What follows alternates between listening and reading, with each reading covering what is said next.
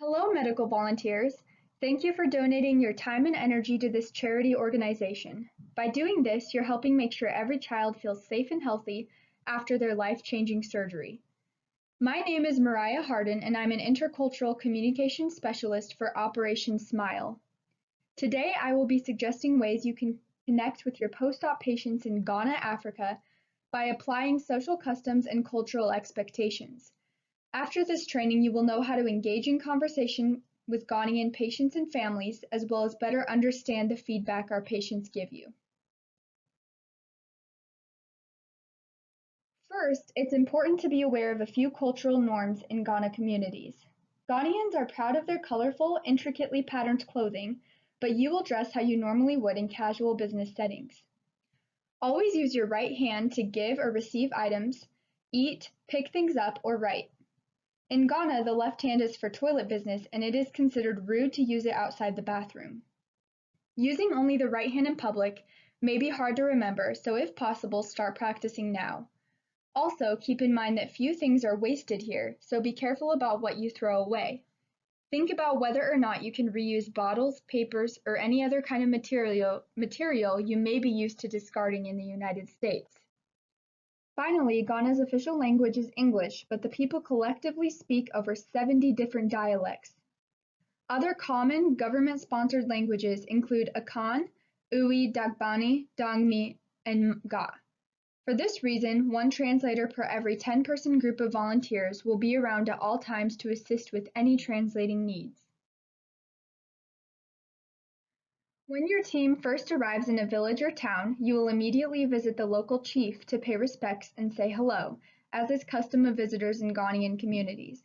The right-hand rule also applies to handshakes, and make sure that you greet people from right to left regardless of their age or status. So to be clear, if the chief is the most left in the line of elders, you will still begin greetings on the right and work your way to the left, to the chief. The same goes for greeting the family of your assigned patient. Start with the rightmost people, shake hands with your right hand, and work your way to the left. Kindly introduce yourself. Once you have established initial greetings, refrain from getting into the business of the visit immediately. In Ghana, it's rude to skip over pleasantries in conversational communication. In fact, pleasantries and personal connection are such important aspects of business interactions that they may last much longer than anticipated. Be patient. Know that time is less rigid and more flexible here, so if the post-op evaluation was supposed to take 2 hours, it may end up taking 5 or more. This is why we have assigned you only 2 evaluations per day. Take your time, get to know your patient, and allow yourself to open up to them as well to increase trust and rapport. Only when you feel that you, the patient, and the patient's family are entirely comfortable should you address the cleft lip and palate surgery, if the others have not brought it up already. More often than not, the conversation will naturally open up to the topic of surgery without having to be forced. Once the conversation topic is fully focused on the patient's experience with their surgery, take out your notebook and explain that you are going to take notes in order to help medical staff provide post-operation treatment plans. Remind the patient that any kind of negative feedback is more than welcome, as it will help Operation Smile improve its surgeries and services. Ghana is considered a high-context culture, meaning that communication may rest in nonverbal cues, as verbal bluntness is considered rude. That being said, Ghanaians do not like to deliver bad news, so pay attention to uncomfortable body language and long silences. If your patient is closing up, it might mean that you asked a question to which the patient has an uncomfortable or negative answer to. Remain easygoing and encouraging. Make sure to take notes about nonverbal communication as well as what is actually said.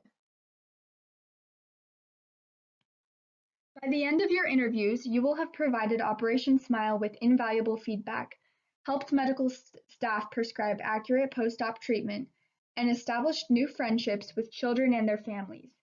As said in Operation Smile's mission statement, we need to listen to patients and really understand what prevents them from accessing care, so we can break down those obstacles for children and families who need surgery.